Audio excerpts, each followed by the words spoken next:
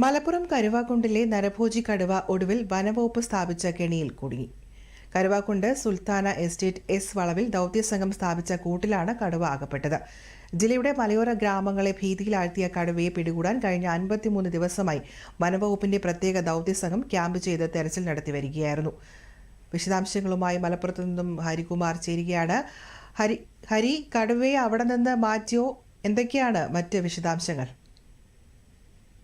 സൗമ്യ, കടുവയെ ഇവിടുന്ന്, അതായത് ഈ കടുവയെ കൂട് വെച്ച് പിടിച്ച സ്ഥലത്ത് നിന്ന് ഇപ്പോൾ അമരമ്പലത്തെ RRT കേന്ദ്രത്തിലേക്ക് കൊണ്ടുപോയിട്ടുണ്ട്.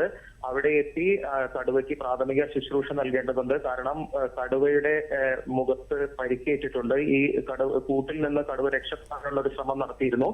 ഈ ശ്രമത്തിനിടെയാണ് കടുവയുടെ മുഖത്ത് ഗുരുതരമായി മുറിവേറ്റിട്ടുള്ളത്. ഈ മുറിവ് ഈ കടുവയ്ക്ക് പ്രാഥമിക ശുശ്രൂഷ നൽകാനായിട്ടാണ് ഇപ്പോൾ ഈ സുൽത്താന എസ്റ്റേറ്റിലെ പരിസരത്ത് നിന്നും അമരമ്പലം RRT കേന്ദ്രത്തിലേക്ക് കടുവയെ മാറ്റിയിട്ടുള്ളത്. വാഹനത്തിൽ ഇവിടെ നിന്ന് കൊണ്ടുപോയി കഴിഞ്ഞു. അല്പസമയത്തിനകം അമരമ്പലത്തെത്തും. ഇവിടെ നിന്ന് കടുവയ്ക്ക് പ്രാഥമിക ശുശ്രൂഷ നൽകിയ ശേഷം ഏതെങ്കിലും മൃഗശാലയിലേക്ക് മാറ്റാനാണ് അധികൃതരുടെ ശ്രമം. കാരണം ഈ കടുവയെ വീണ്ടും വനത്തിൽ തുറന്നു വിടരുതെന്ന ചൂണ്ടിക്കാട്ടി നാട്ടുകാർ തടിച്ചുകൂടിയിരുന്നു. വലിയ പ്രതിഷേധം ഉയർന്നിരുന്നു. കളക്ടർ അടക്കമുള്ളവർ സ്ഥലത്തെത്തി പ്രശ്നം പരിഹരിക്കണമെന്നും നാട്ടുകാർ ആവശ്യപ്പെട്ടിരുന്നു.